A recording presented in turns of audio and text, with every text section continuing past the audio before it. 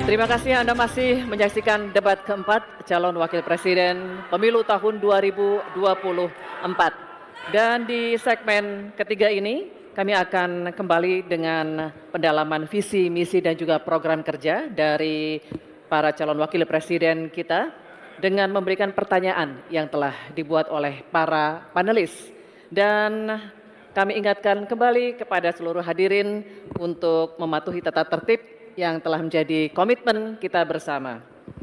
Kini kami undang ketiga calon wakil presiden untuk menuju ke podium. Silakan Bapak-bapak.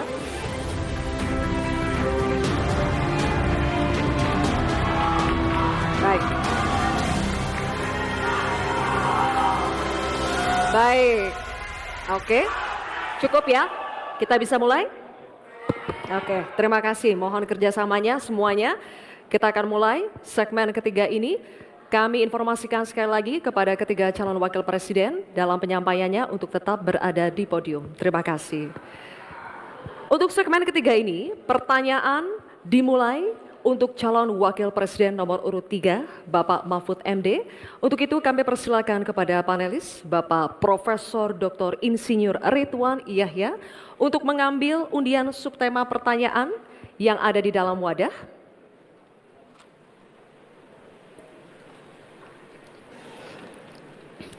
Mohon perlihatkan kepada hadirin dan juga kepada kami.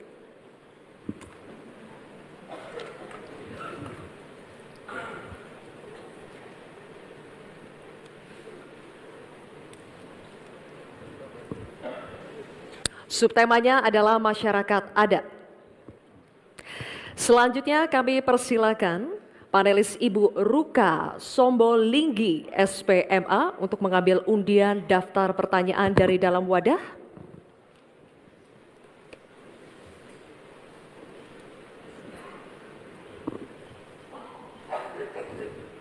Diperlihatkan kepada hadirin dan kami. Oke, undian daftar pertanyaan huruf A, subtema masyarakat adat. Baik, kami akan buka amplop pertanyaan yang masih disegel ya. Bapak Ibu, kami ingatkan sekali lagi kepada calon wakil presiden untuk menyimak dengan seksama karena pertanyaan hanya akan kami bacakan satu kali. Pertanyaan untuk calon wakil presiden nomor urut 3, Bapak Mahfud MD. Kebijakan agraria dan sumber daya alam sering tanpa persetujuan masyarakat adat. Akibatnya, sejak 2014 terjadi perampasan 8,5 juta hektar wilayah adat, mengakibatkan 678 kasus kriminalisasi dan pemiskinan perempuan adat. Pertanyaannya, bagaimana strategi paslon untuk memulihkan hak-hak masyarakat adat? Waktu menjawab 2 menit dimulai saat Bapak berbicara. Silakan. Terima kasih, moderator.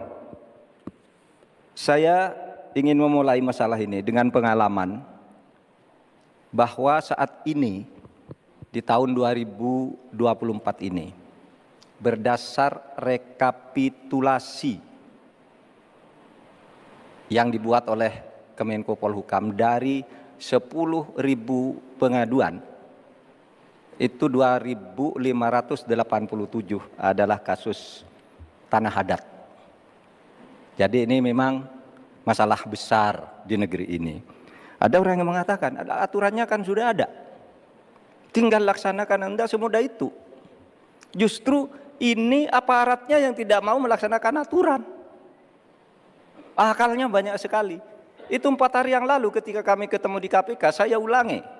KPK mengatakan itu banyak tuh penguasaan tanah, izin-izin tambang. Wah, sudah dicabut nih. Saya nih pengalaman saya juga. Ada sudah dicabut oleh Mahkamah Agung. Tidak dilaksanakan sampai 1,5 tahun. IUP tadi yang dikatakan oleh Mas Gibran.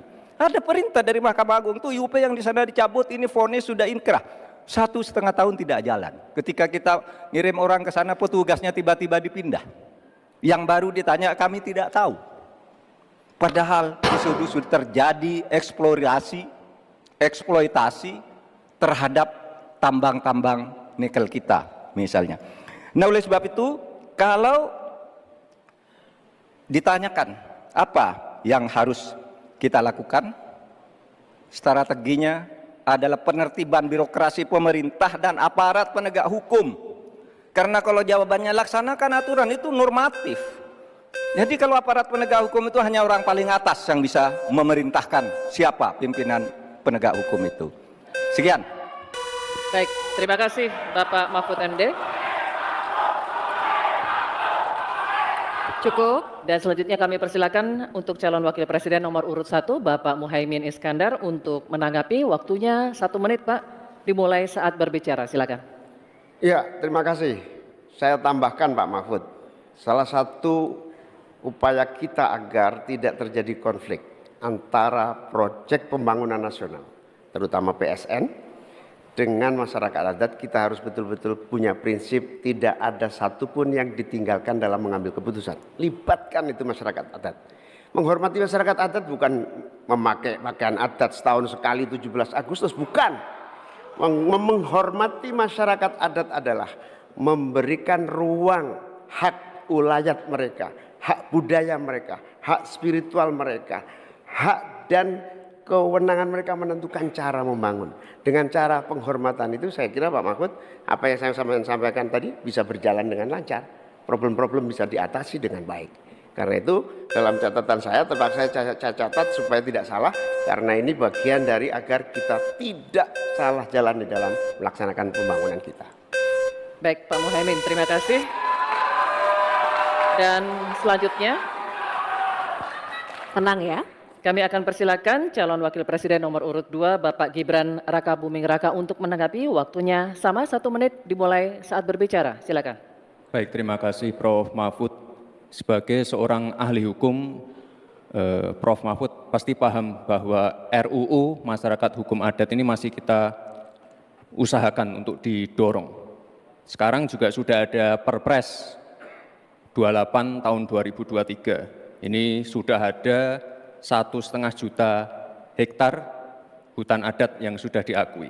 Memang kuncinya ke depan adalah kita harus perbanyak dialog dengan para tokoh adat, kepala-kepala adat, tokoh masyarakat setempat. Jadi jangan sampai ketika ada pembangunan yang masif ataupun ada PSN, jangan sampai masyarakat adat ini tersingkirkan. Justru harus dirangkul dan diberikan manfaat yang sebesar-besarnya, terutama untuk masyarakat lokal, pengusaha lokal, UMKM lokal, dan termasuk masyarakat adat setempat. Terima kasih. Baik, masih ada waktunya Pak Gibran? Cukup? Oke, baik, terima kasih. Nanti ada waktunya Bapak Ibu. Kita lanjut dulu ya. Kita lanjut dulu, Bisa kita Bapak-Bapak. lanjutkan? Cukup Oke, ya. terima kasih ya. Kita lanjut Terima dulu. kasih.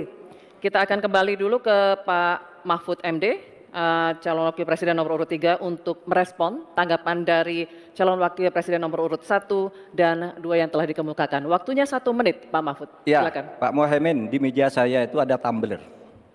Tulisannya no one left behind. Jangan ada satu pun yang tertinggal. Dan itu yang saya lakukan. Kalau Bapak tadi katakan jangan ada yang tertinggal dong. Semua dilipat. Itu yang tadi saya putuskan ketika saya membatalkan 14 pasal Undang-Undang Wilayah Pesisir, justru karena di situ masyarakat adat tidak pernah dilibatkan. Sehingga mereka coba. Sekarang ini masyarakat adat yang ada di hutan-hutan di Kalimantan Timur itu 20.000 orang tidak bisa memilih karena tidak punya KTP. Kenapa tidak punya KTP? Karena katanya dia menghuni hutan negara. Kalau hutan negara tidak boleh ada penduduk di situ, padahal dia sudah puluhan tahun di situ. Nah, tentang RUU Hukum Masyarakat Hukum Adat, AKA sudah masuk di dalam program kami, divisi kami. Memang itu sesudah sejak 2014 tidak jalan, akan kita jalankan. Terima kasih. Baik, Pak Mahfud, terima kasih. Oke, cukup? Cukup. Selanjutnya kita beralih ke pertanyaan untuk calon wakil presiden nomor urut 1 Bapak Muhaimin Iskandar. Untuk itu kami persilakan kepada panelis Bapak Profesor Sudarto PhD PhD untuk mengambil undian subtema pertanyaan dari dalam wadah.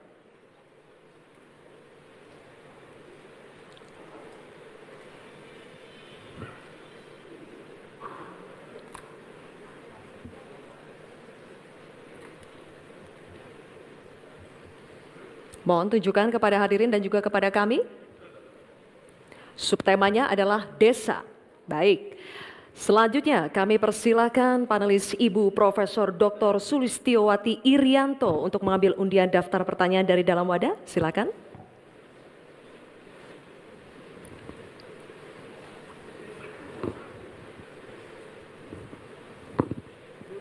Mohon ditunjukkan kehadirin dan kepada kami.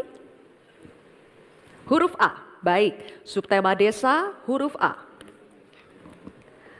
Amplopnya masih dalam keadaan tersegel, Bapak. Saya akan buka amplopnya dan kami ingatkan kembali kepada calon wakil presiden untuk mendengarkan pertanyaan dengan seksama karena pertanyaan hanya akan kami bacakan satu kali. Pertanyaan untuk calon wakil presiden nomor urut 1 Bapak Mohamid Iskandar. Desa adalah daerah yang cenderung ditinggalkan warganya. Dampaknya desa makin kehilangan sumber daya manusia potensialnya. Pertanyaannya, bagaimana kebijakan dan strategi paslon agar warga desa lebih berminat untuk tinggal dan membangun desanya? Bapak Muhaimin, waktu Anda menjawab 2 menit dimulai saat Anda berbicara. Silakan.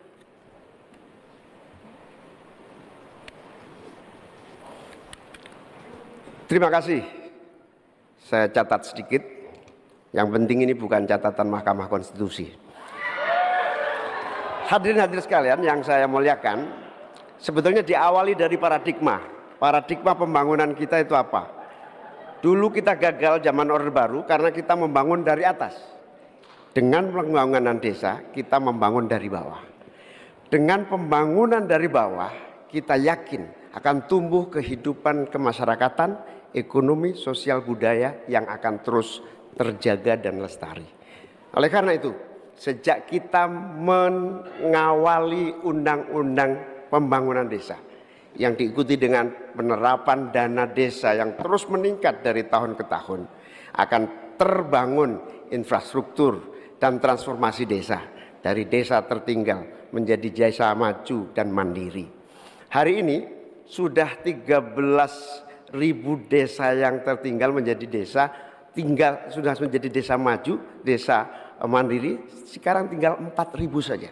Ini bukti bahwa infrastruktur kita berjalan baik, dana desa terlaksana dengan baik, sehingga masyarakat desa semakin kerasan. Nanti ke depan kita akan siapkan lagi, naikkan lagi anggaran 5 miliar per desa. Agar apa? Tidak hanya infrastrukturnya yang baik, tetapi juga ada kehidupan ekonomi yang tumbuh melalui BUMDes, melalui berbagai kegiatan wirausaha yang tumbuh, pertanian, peternakan, ekonomi kreatif tumbuh di desa, sehingga orang tertarik di desa. Jadi infrastruktur beres, pembangunan sarana prasarana tumbuh, kegiatan ekonomi memadai, dan desa terjaga menjadi komunitas yang membanggakan. Sehingga masyarakat tidak lagi tertarik menjadi urbanisasi, tapi juga kembali ke desa, membangun desa untuk pembangunan bangsa.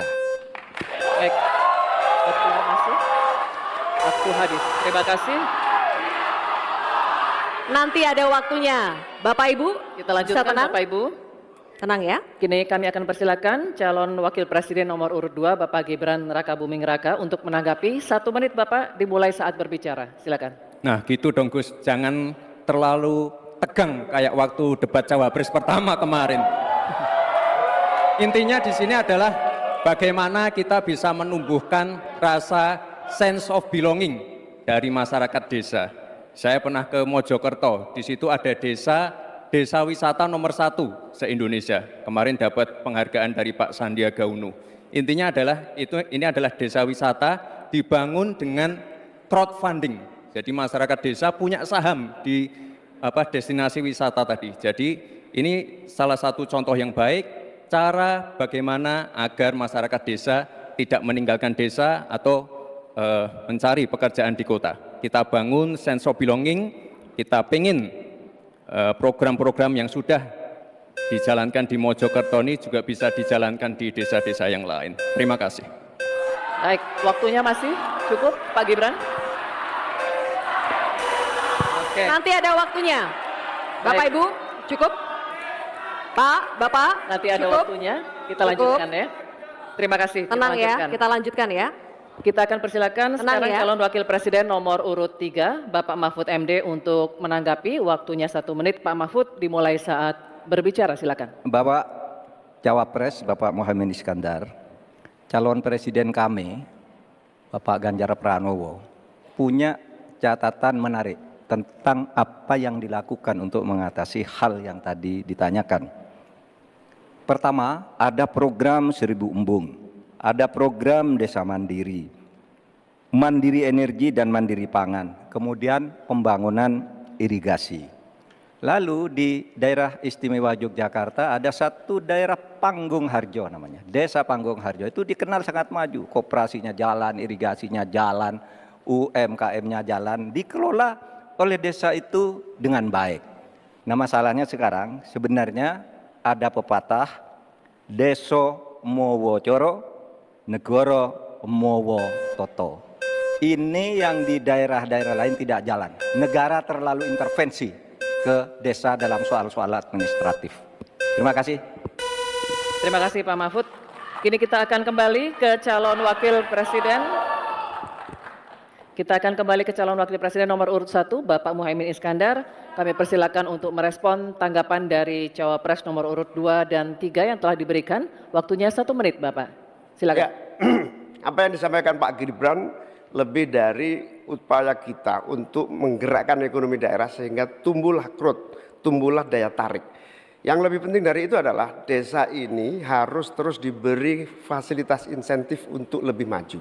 Oleh karena itu, keinginan saya menambah anggaran desa minimal 5 miliar buat desa lebih maju lagi, itu betul-betul keinginan untuk mempercepat pertumbuhan ekonomi dan SDM di tingkat desa. Begitu juga yang disampaikan Pak Mahfud tadi, bahwa kearifan masyarakat desa ini harus terus dijaga. Seluruh tata kelola yang tumbuh dari kultur yang kuat ini harus dijaga betul, bahkan menjadi kekuatan daya tarik wisata, bisa menjadi juga ekonomi kreatif yang kita pasarkan ke berbagai daerah di tiap-tiap desa. Makanya sekarang tumbuh desa wisata di mana-mana, tumbuh ekonomi kreatif yang muncul dari desa. Inilah. Baik, Bapak Muhaimin, waktu Anda habis. Terima kasih. Baik, oke. Selanjutnya kita beralih ke pertanyaan untuk calon wakil presiden nomor urut 2, Bapak Gibran Rakabuming Raka.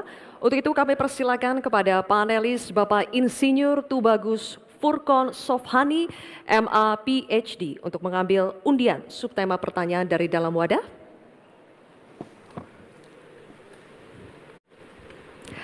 Mohon diperlihatkan kepada hadirin dan juga kepada kami.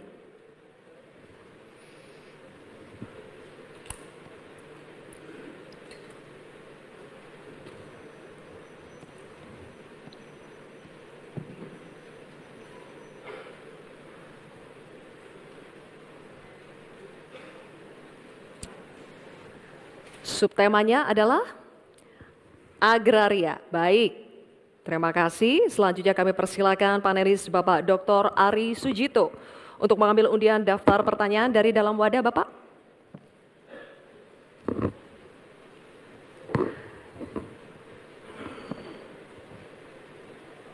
Mohon diperlihatkan kepada hadirin dan juga kepada kami.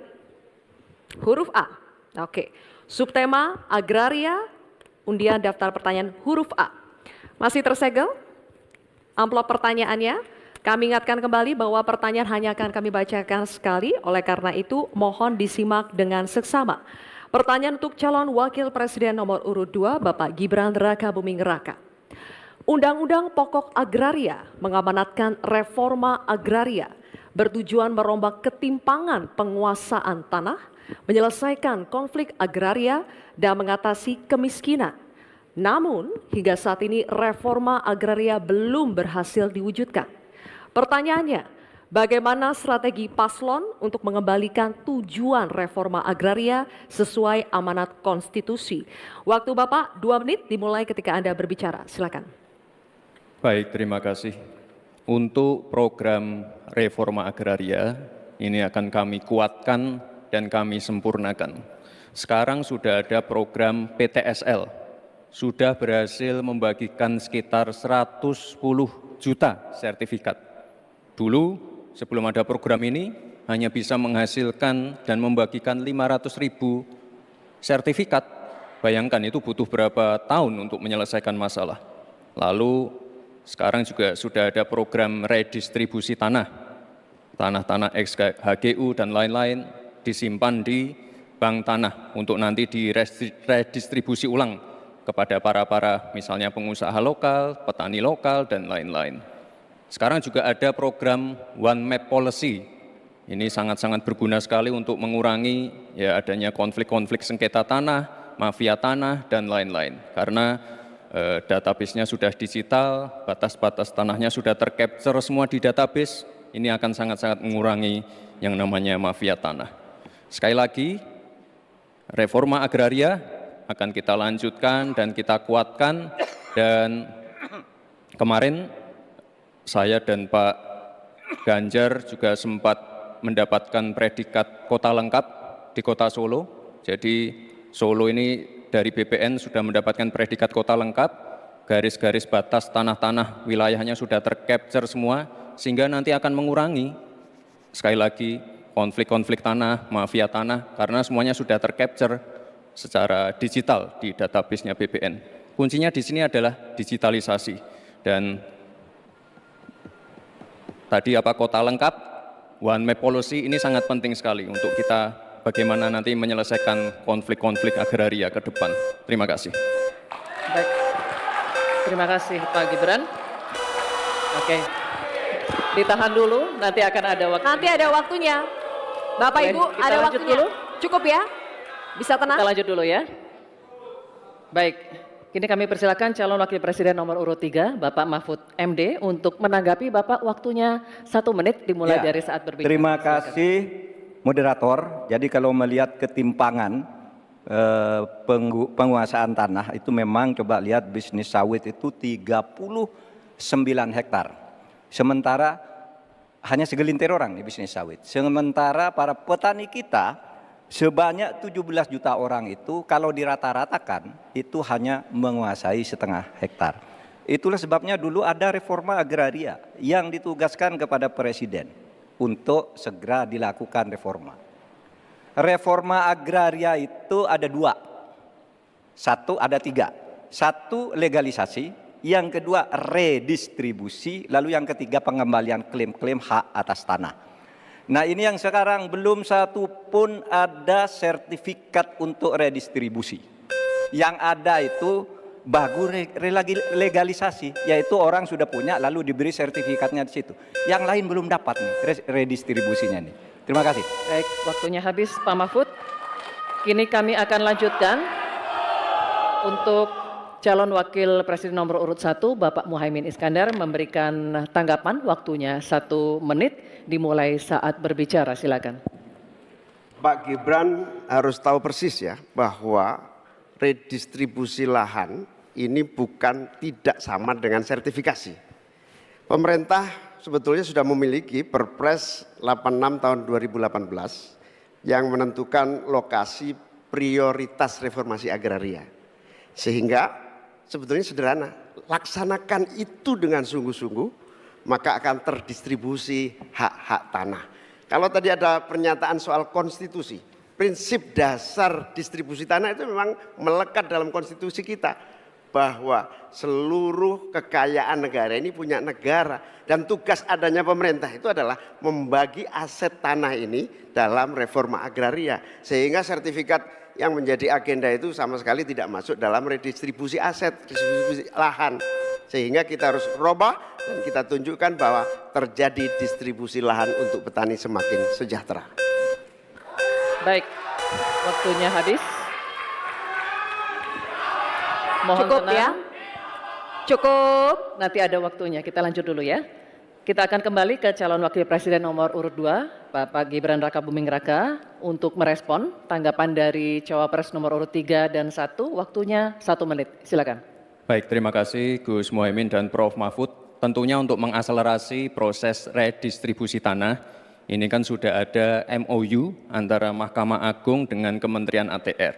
Jadi ada sertifikasi hakim-hakim selama 40 jam diberikan pengetahuan tentang masalah-masalah tanah, jadi sehingga ke depan bisa mempercepat dan mengakselerasi proses redistribusi tanah, terutama tanah-tanah yang masih bermasalah ataupun tanah-tanah ex-HGU yang masih bermasalah juga. Jadi ke depan yang namanya pengadilan untuk masalah pertanahan ini akan bisa diselesaikan karena sudah ada MOU antara Mahkamah Agung dan Kementerian ATR. Dan ke depan fungsi dari bank tanah akan kita optimalkan sekali lagi. Jadi permasalahannya kita selesaikan di pengadilan, masuk ke bank tanah, lalu direstribusi ulang ke para masyarakat adat setempat atau pengusaha-pengusaha lokal. Baik, waktunya habis. Saatnya kita berikan apresiasi, silakan untuk ketiga calon wakil presiden kita.